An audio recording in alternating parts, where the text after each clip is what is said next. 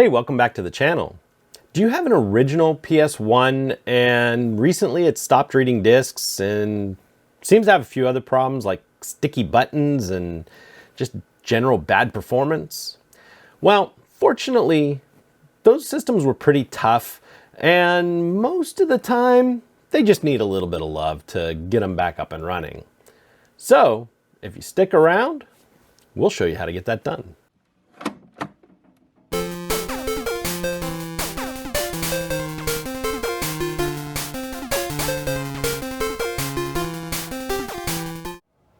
All right, on the bench today, we have an original PS1. I get these in from time to time. They usually don't have too many problems. Occasionally we get a bad laser, but I would say 90% of the time when these hit my bench and they're not working right, they just need cleaned and just need serviced. And that's kind of why I decided to do this one. It's gonna be simple. It's gonna be a lot more simple than most people are gonna be expecting. But this one came to me because the owner said it wasn't reading games anymore. But as soon as I got it and I pushed that button, I realized it's just dirty and sticky and, you know, it's got some hygiene problems, we'll say. So, you know, let's just get to this one and get this lid off. And it's pretty simple. You know, back in the day, Sony made it real easy for us. You know, they'd even put these little arrows showing exactly what needs opened. And actually, to be honest with you, even on a new PS4 and PS5, they still mark screws for whatever layer you happen to be working in. No, they don't necessarily mark the exterior ones. And sometimes they use security bits, but you know, they've always been a pretty good company as far as allowing an end user to crack their system open.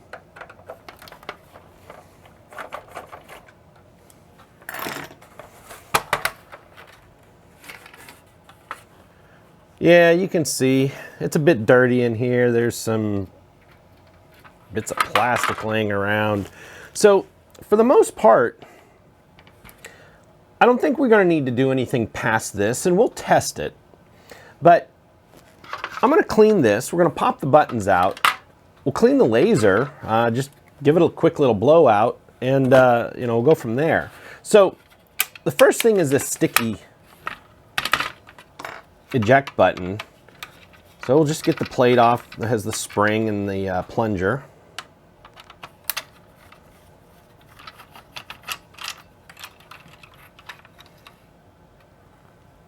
Okay, we'll set that aside. And you can see there's two tabs, one on either side. Just go ahead and push those in, and then you can push the button out. And, you know, IPA and Q-tips, you see me use it a lot on this channel. Just go ahead and make sure there's no spilt soda or anything down in there. You know, you'd be amazed what gets down into this little tray and just sets up shop and gets sticky. Okay, that's fairly clean. Set that aside for just a second, and we'll look at our actual plunger assembly. And, you know, you can see there's just a basic spring, and we can pop that off to make our life easy. And, you know, if it was dirty under here or sticky, or, you know, the IPA will definitely clean it up. But this one's not too bad. So what we'll do, oh, one thing to mention, you see this a lot also on a GameCube, and it's very similar on the mechanism, how the button snaps into place, and there's a kind of a cutoff here that when you push it in and out will slide this back and forth. So this is Super Lube. It's a silicone-based lube. It's safe on plastics. And this is what I use in the shop. And all we're going to do is put just a touch on each of these.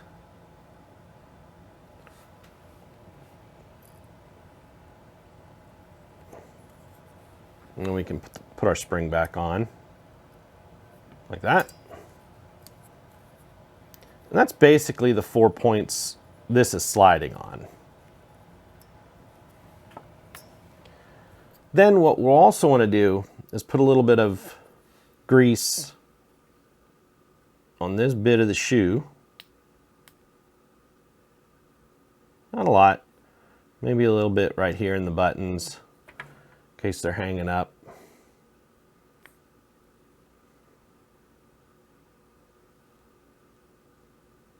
Going out. There it goes.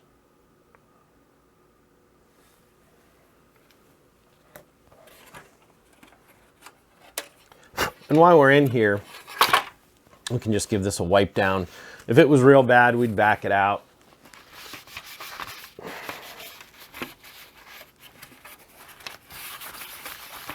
And, you know, this is also a good time if our spring mechanism needed greased or cleaned, we would do that too. And this one isn't bad at all. It's moving really nice. So we'll just wipe out the inside of this lid. All right.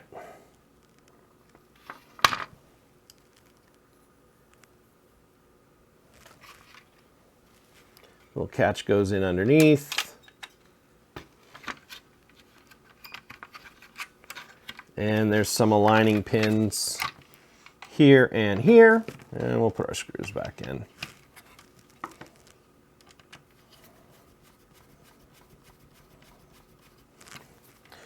We'll also pop the reset and power buttons out.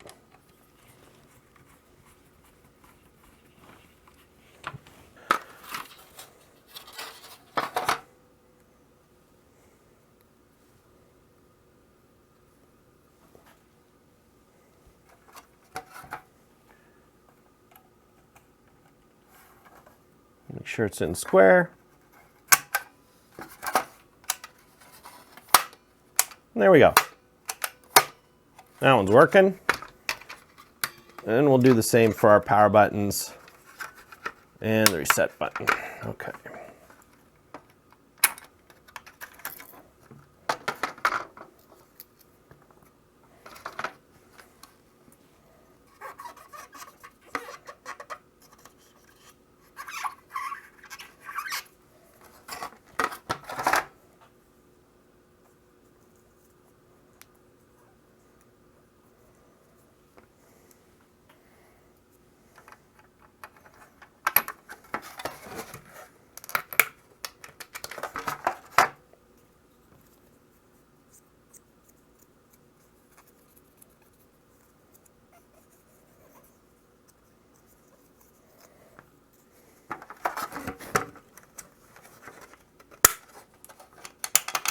Okay, this one really wasn't too bad.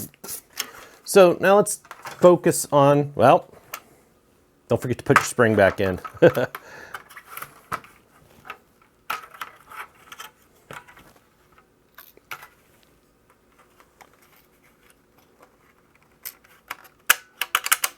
we go. All right, so set the grease aside because we may need it on the laser rail. So let's go ahead and grab this, and I'm going to just clean it a bit with the vac, and I'm sure you're not going to want to see that, so I'll be right back. All right, it's all cleaned, and let's go ahead and pop this laser module off. This is just a pull on both of these connectors, and it will lift up off the pegs.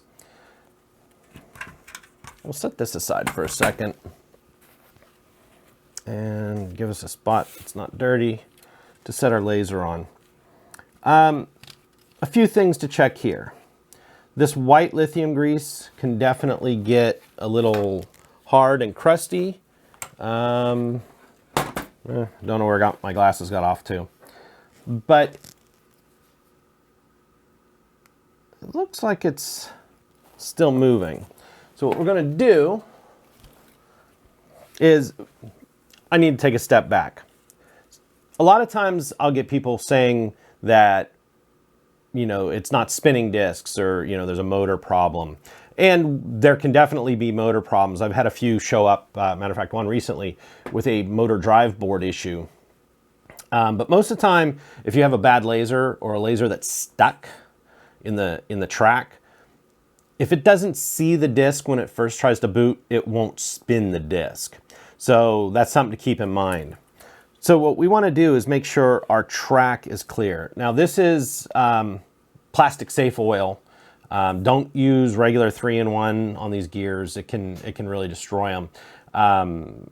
This Labelle 108 oil, I don't know if it's available on Amazon, but I've probably had this bottle for 10 years, and it can be bought at most hobby stores or model train shops. You only ever need a drop or two at a time, and it just lasts forever. So what we're going to do, since this grease can get hard, we're just going to go ahead and put a few drops in on that gear. And it'll help loosen up any of the old grease. And we're going to also, everything looks good on the track. We can put a drop right here on the slide. And I think that's all we're going to do on this particular one. Everything else looks okay. You can get another, it's hard to see, but you can see that there's some grease down in this area. So we can go ahead and just put a drop right there on the other guide. And that's all we need.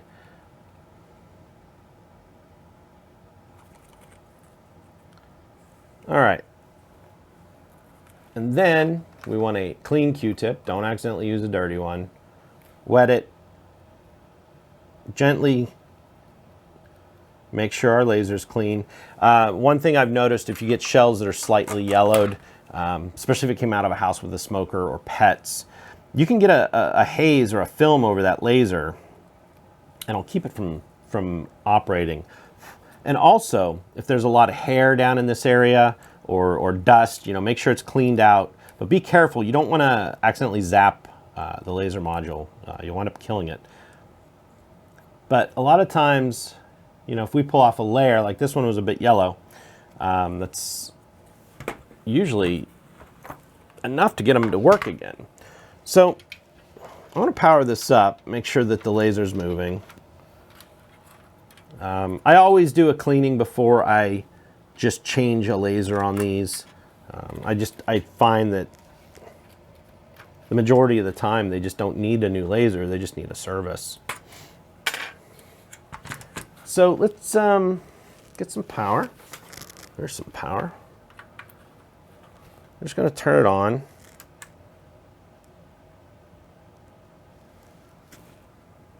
And I need something to push the lid button. All right, so we're scanning, and the motor tried to spin. And you don't want to look directly into the laser, but you want to see if there's a red light in there. I'm not seeing a red light. This one might actually be dead. But let's go ahead and grab a game. See if it focuses on it. Tomb Raider 2 is my in-house tester.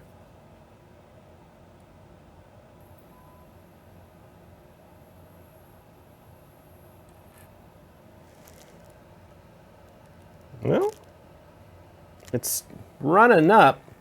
I don't know if the shuttle is moving, but let's go ahead and, that's a Sony connector. Let's go ahead and switch over to composite. And we'll turn that on. We'll hold our door button. See if it reads it.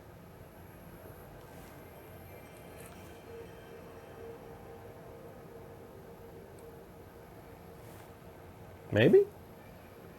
Yeah, it's going to. As soon as you get that PlayStation logo, it actually is reading it. that screen is on the disc, not in the BIOS.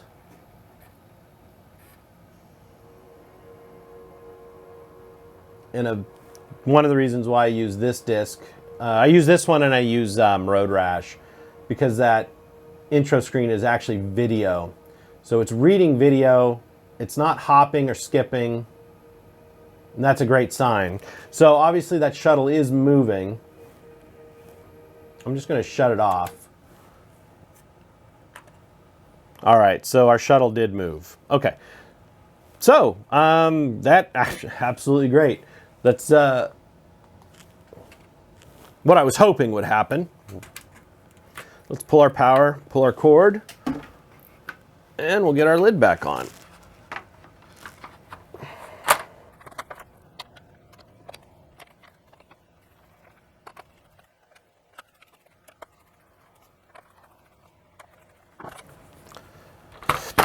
And we'll check her one more time.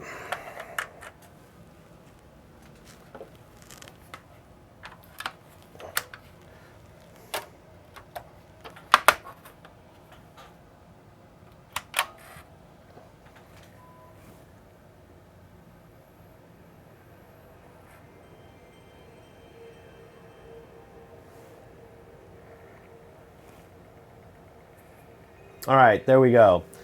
All right, this was a simple one today, but I wanted to show you that because I get a lot of these PS1s in and they need servicing. And of course, they're not a very expensive system to find one at a used game store. They're only about $45 or $55 these days. So I don't like to have to put a laser in it, just because if we have to put physical parts in, it winds up becoming more than the system's worth. But as you can see, sometimes all they need is a little bit of love, and an honest number, 80% of the time, if they haven't been totally abused, all they need is a little bit of cleaning inside. Clean the laser lens, oil the track, clean any sticky buttons, and it's usually all it needs. So, as you can see, we're up and running, and I think we'll have a happy customer. So, on that note, give us a thumbs up. Help the YouTube algorithm for us. If you have to give us that thumbs down, make a comment below. Tell me what we can do better. Don't forget to hit the subscribe. And we'll catch you on the next video. Thanks.